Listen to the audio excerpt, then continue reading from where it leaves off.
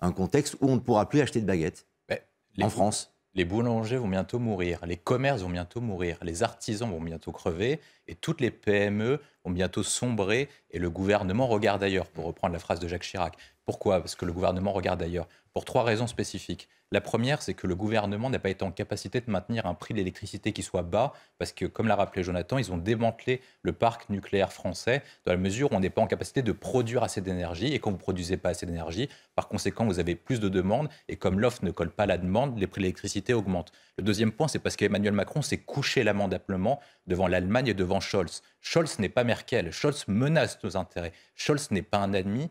Pour l'instant, à minima, si on n'avait que des amis comme ça, on n'aurait pas besoin d'ennemis si on avait uniquement Olaf Scholz. C'est très clair, pour différentes raisons. Scholz joue très clairement pour démonter l'armée et toutes les forces françaises pour assurer l'hégémonie allemande en Europe. C'est très clair, tout le monde le comprend, sauf Macron visiblement. Et on peut se poser la question si Macron défend davantage les intérêts européens que les intérêts français. Donc c'est l'Allemagne qui va avoir la peau de la baguette, c'est ce que vous nous dites en fait. Non, mais l'Allemagne, là, très clairement, parce que de toute façon, l'Allemagne ne veut pas, et tous les patrons d'EDF vous l'expliqueront, ne veut pas qu'en fait la France ait une énergie indépendante et forte parce que ça concurrencerait leur modèle économique et ça mettrait les industriels allemands sous la dépendance des industriels français, ce qu'ils ne veulent assurer absolument pas parce qu'ils sont en contestation des intérêts français. Et le troisième point qui est très important de la part d'Emmanuel Macron et qui n'a pas compris les leçons de la crise sanitaire, c'est que qu'est-ce que ça révèle, cette crise particulière? C'est que ça révèle une folie bureaucratique française. C'est-à-dire que vous parlez à n'importe quel commerçant. Moi, mon père m'a appelé en octobre parce qu'il a un petit commerce.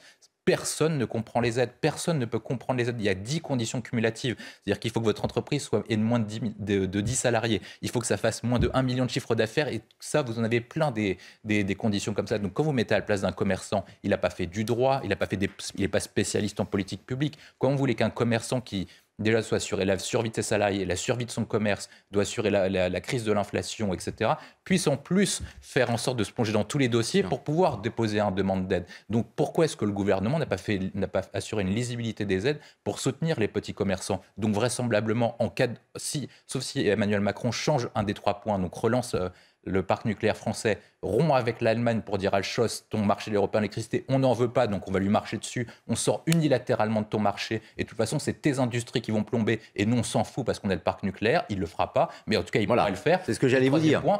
C'est un vœu pieux, parce que ça ne se fera pas, oui. Oui, mais il peut assurer la lisibilité des aides dans la mesure où il y a un point qui est très précis, parce que quel est le coût de production réel de l'énergie française et de l'électricité française? Il a un niveau qui est très bas dans la mesure où nous, on a le nucléaire, donc il pourrait dire aux commerçants, nous, on vend, et EDF doit vendre le prix de l'énergie au prix de production, ce qui vous permettra de passer l'hiver. Avec une inflation qui est l'intérêt de cette rencontre aujourd'hui, de cette journée. On en est à 6 ans d'Emmanuel Macron maintenant, donc on sait à peu près est-ce que Emmanuel Macron mène une bonne relation avec l'Allemagne ou pas. Moi je pense qu'il se trompe de logique avec l'Allemagne, surtout avec Olaf Scholz qui n'est pas Angela Merkel. Scholz n'est pas un produit comme Merkel qui a grandi au moment de la guerre froide et qui a vécu le traumatisme de la Seconde Guerre mondiale. Scholz est passé au-delà. C'est une nouvelle génération de leaders allemands qui veulent imposer la domination allemande en Europe. Et on parle de couple franco-allemand, mais le couple franco-allemand n'existe plus. On se dirige actuellement vers un grand divorce. Nous, on publie un document à ce sujet aujourd'hui et on explique pourquoi. Parce qu'en fait, quand vous prenez la politique économique allemande, notamment depuis le chancelier Schröder, elle est en grande divergence. Ils ont bâti ce qu'on appelle une démonétisation économique pour en fait dévaluer leur coût du travail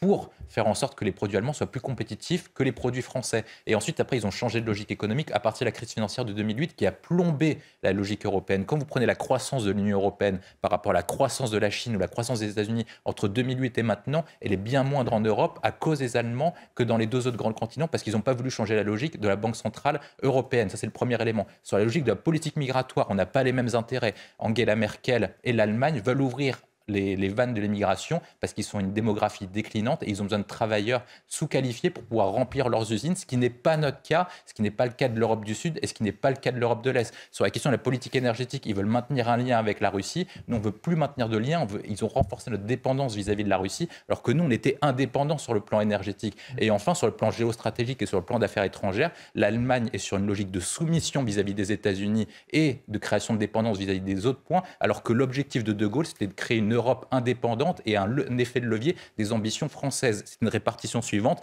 l'économie pour l'Allemagne, la politique pour la France, et finalement l'Allemagne choisit et l'économie et la politique, et la France s'est faite déplumer. Ce qui veut dire qu'on ne peut plus, on se souvient des révélations du livre Les Fossoyeurs, notamment sur le groupe Orpea, Et sur l'ensemble donc des EHPAD, avec ces témoignages, on se rend compte qu'on n'arrive pas à trouver de solution. À qui la faute?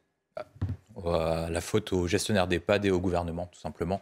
Parce que lorsque vous laissez cette situation, il y a eu des révélations. Donc le gouvernement est en capacité de pouvoir sanctionner les gestionnaires pour leur mettre soit des amendes, soit par cas aller beaucoup plus loin sur le plan pénal. Parce que lorsque vous êtes sur un cas de maltraitance, Georges Fenech pourra le rappeler, CEDACA, ça relève du pénal. Donc normalement, tous les dirigeants de ces sociétés auraient dû être traduits devant les tribunaux dans la mesure où vous ne pouvez pas laisser ce genre de situation, vu que c'est la responsabilité pénale qui est engagée. Ça, c'est le premier élément. Le deuxième élément, c'est que le gouvernement était en capacité d'agir. À partir du moment où vous avez les éléments qui sont indiqués, c'est-à-dire que vous avez un faisceau d'indices qui constitue théoriquement de quoi constituer une ouverture d'enquête. Et ensuite, après, charge à la justice qui est indépendante de traduire les différents éléments devant la justice française. Mais le gouvernement ne souhaite pas le faire dans la mesure où ils ont un certain monopole, ils représentent certains intérêts, donc ils ont une capacité financière qui est de plus en plus importante. Et pourquoi est-ce qu'ils ont fait ça? Pour une raison simple, c'est la question de la politique du chiffre. Vous aviez un vieillissement de la population, donc du coup, en théorie, vous avez de plus en plus de personnes qui vont aller dans les EHPAD dans les années à venir. Et eux se sont dit, qu'est-ce qu'on fait? Dans la mesure où on a un monopole, on va pouvoir se constituer une rente, diminuer le nombre de personnels dans la mesure où on a un monopole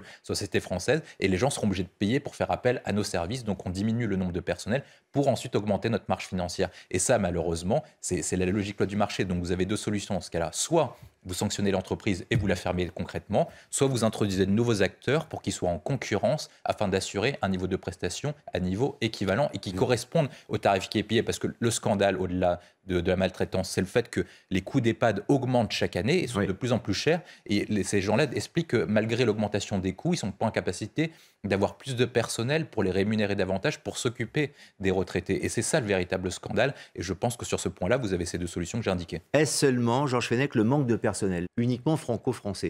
Est-ce que c'est un problème culturel aussi, le comportement des gens, le manque d'envie de travailler peut-être aussi dans ce secteur-là, et qui contribuerait à cette chute progressive de la France, comme on est en train d'en parler depuis le début de l'émission? Alors je vais essayer d'être précis. Il y a des problèmes stricto-français, il y a des problèmes qui sont plus larges et plus occidentaux.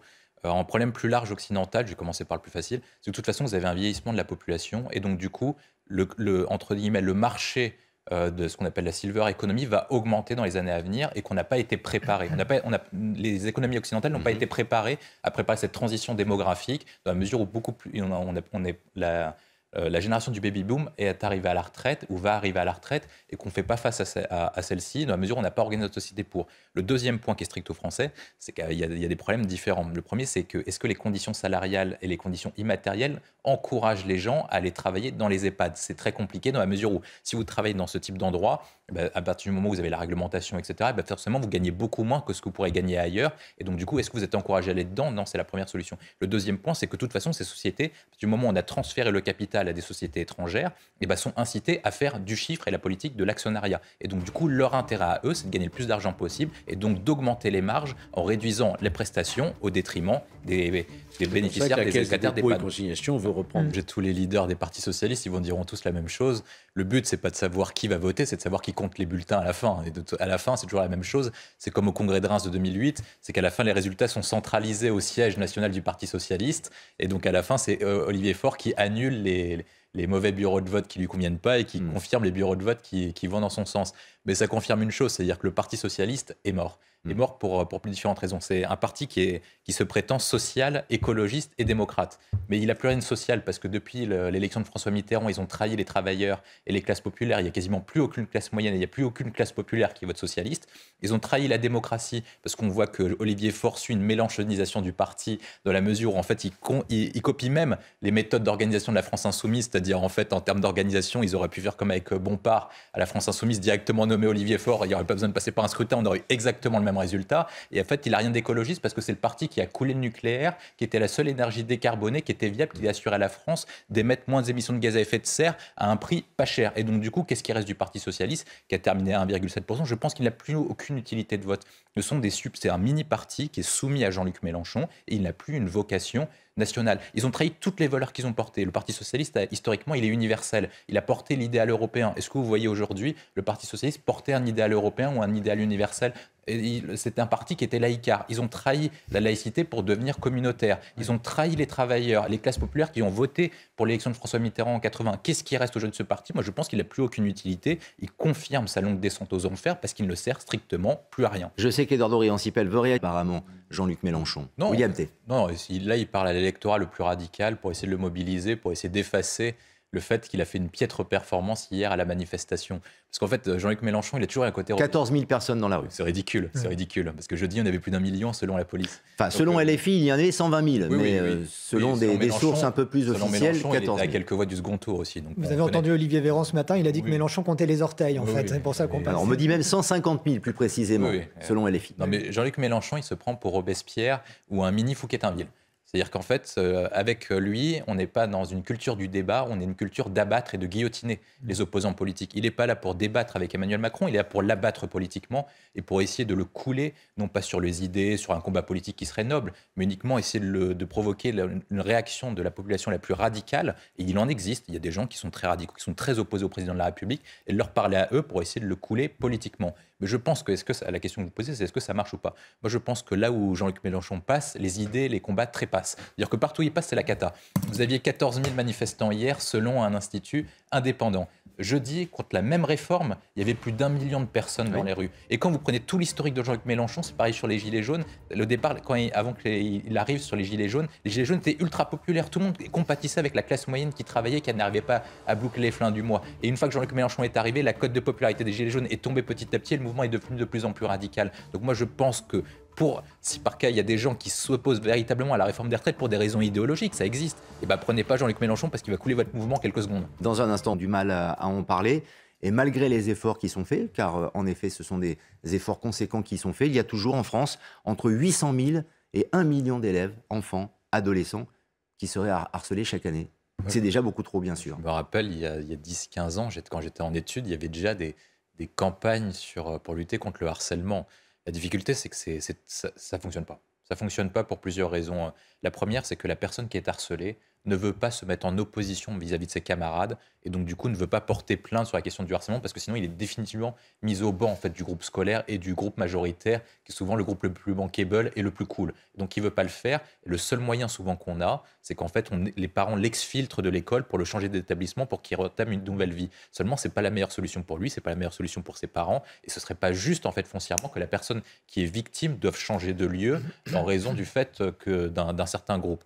L'autre difficulté, c'est qu'en fait, les personnes qui harcèlent, souvent, ils suivent un ou deux types qui sont leaders d'un groupe. Et donc, du coup, pour s'insérer dans ce groupe, parce que c'est le groupe le plus cool, le plus bankable, que vous voulez toujours être invité dans les soirées ou dans les événements qui sont festifs, ils suivent un peu bêtement. Et la difficulté, c'est qu'il n'y a personne capable d'intervenir. Les parents n'interviennent pas, parce que les parents ont la culture de l'enfant chéri, de l'enfant roi, et donc du coup ne veulent pas contredire leur enfant. Et je pense qu'il faut questionner le rôle des parents vis-à-vis de l'éducation, c'est-à-dire qu'il faut séparer la question de l'instruction qui relève de l'école et de l'éducation qui relève des parents. Il faut que les parents soient davantage responsabilisés dans le rôle d'éducation. Et après, il y a les professeurs. Et les professeurs, moi je me rappelle notamment au collège et au lycée, souvent quand ils ont des cas comme ça, vous avez toujours des bons professeurs qui veulent intervenir, etc. Mais le bon professeur n'est pas valorisé en fait, parce qu'il amène un problème là où le chef d'établissement et les autres enseignants ne veulent pas avoir de problème, ne veulent pas se créer des problèmes avec les parents d'élèves et avec les autres élèves du coup. Et du coup, le professeur qui intervient n'est pas valorisé. Et c'est toute une culture en fait qu'il faudrait changer. Il faudrait complètement changer de logique,